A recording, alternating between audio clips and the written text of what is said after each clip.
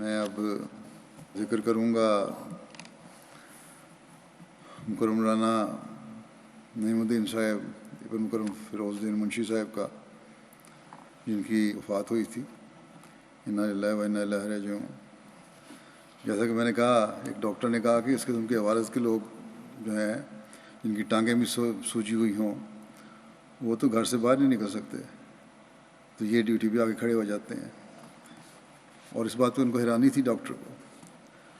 Doctor تو حیران ہوتے ہوں گے، لیکن ان کو کیا پتہ کہ ان میں ایک جذبہ تھا، خلافت سے پیار تھا، اس کے قریب رہنے کی تڑپ تھی، جو ان کو مسجد میں کھینچ لاتی تھی، ڈیوٹی پر لے آتی تھی۔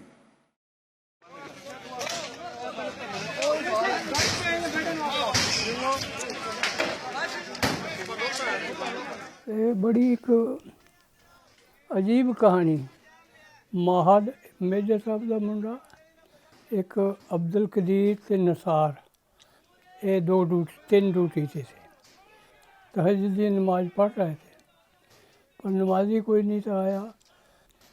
جب میں حضرت سلام پھیریا ہی نہیں 2 نفل پڑھ کے، تو پھر میں دیکھا تو بندے ہی بندے اتنے ہو گئے رکشے سے آ کے، تو انہوں قدیر نو تے نثار نو پکڑ لیا انہوں نے۔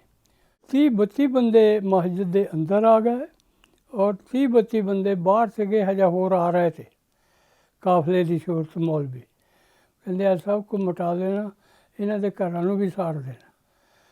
تو انہوں نے کلمہ مٹانا شروع کر دیتا، اور گینتیاں بیلچے مارنے شروع ہو گیا پہ منار ٹالو۔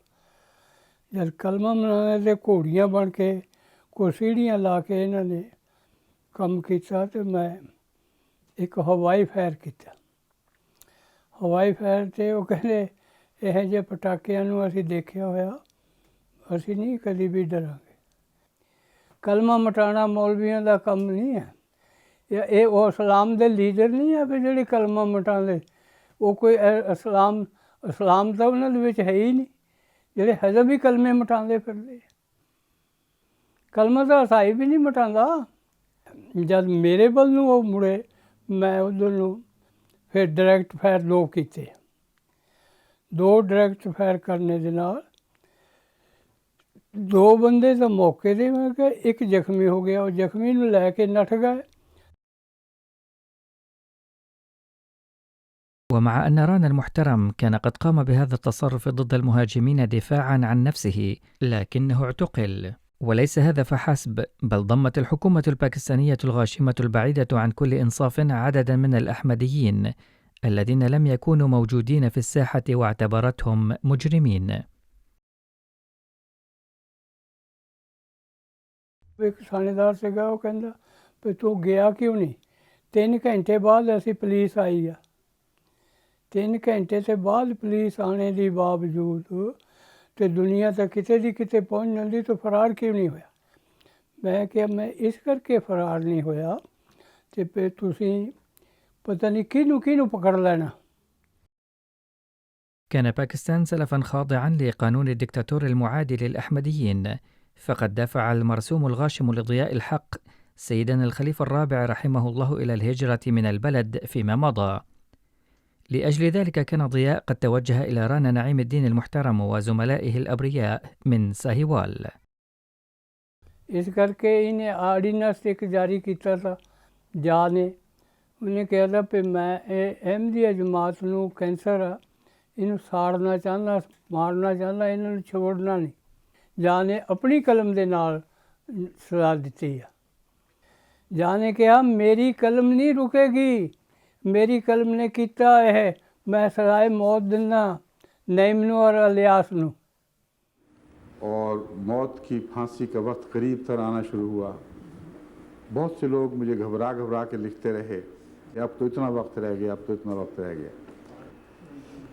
بس وہ ضیاء جس نے چند احمدی معصوموں کی جان لینے کی قسم کھا رکھی تھی، جس کا یہ خیال تھا کہ میرے قلم کا لکھا مٹایا نہیں جا سکتا، اور اپنی طرف سے ان معصوم اسیران راہ مولا کی گردنیں پھانسی کے پندے میں پھنسا بیٹھا تھا، خود اس کی جان خدا کی تقدیر کے چنگل میں آ کر اس طرح ہلاک ہوئی کہ اس کے جسم کا ذرہ ذرہ اڑ گیا.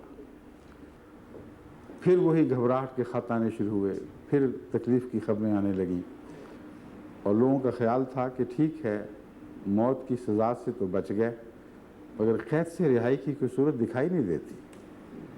اس قدر بزدلی پائی جاتی ہے پاکستان میں کہ کوئی وہم بھی نہیں کر سکتا تھا کہ ان مولویوں کے خونی چنگل سے خدا تعالیٰ ان کو باہر نکال لے گا.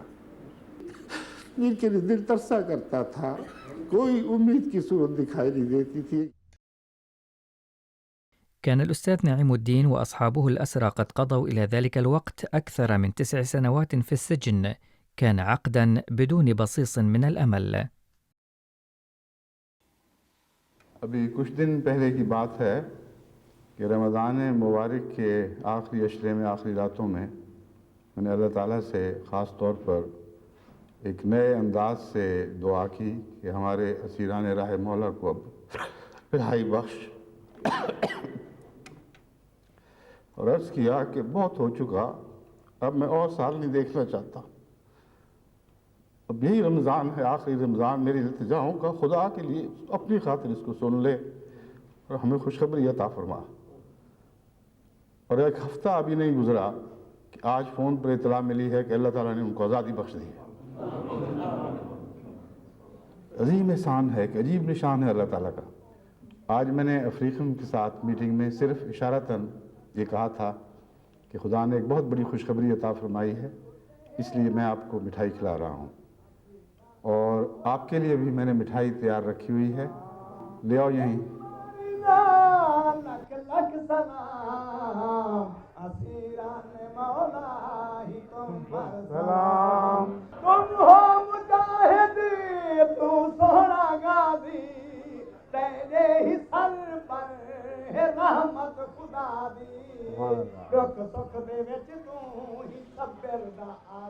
یہ خدا تعالیٰ کا بڑا آسان اور فضل ہے یہ کہ انہوں نے منصوبے نو ناکام کر سی. فوری ٹھیک ہے ادھر آ گئے، ادھر آیا نو بھی 25 سال ہو گئے، تو ویسے اللہ تعالیٰ کا بڑا فضل ہے.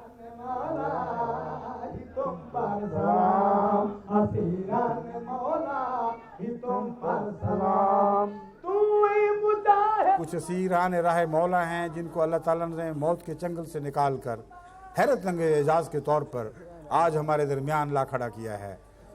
ان کو سینے سے لگا کر دل ٹھنڈے ہوتے ہیں، مگر وہ 10 سال کا عذاب کا عرصہ جنہوں نے گزارا ہے اس کا تصور بھی ابھی تک بھیانک ہے.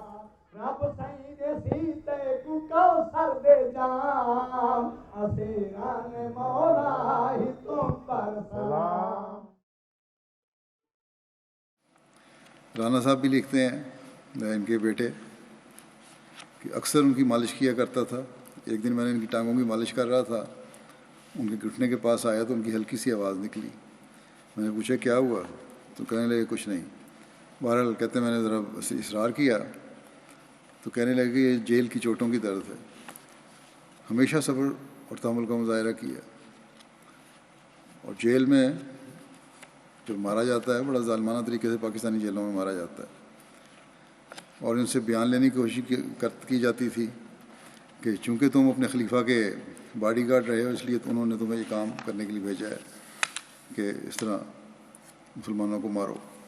اور مجبور کرنے کی کوشش کی گئی کہ جماعتی عہدیداران کا نام لیں. ان کے کہنے پر انہوں نے یہ کارروائی کی ہے، مگر آفرین ہے اس شیر دل پر جس نے نظام جماعت پر ذرا برابر بھی آنچ نہیں آنے دی. اللہ تعالیٰ ان سے اگلے جہان میں بھی پیار اور محبت کا سلوک فرمائے اور اپنے پیاروں کے قدموں میں جگہ دے.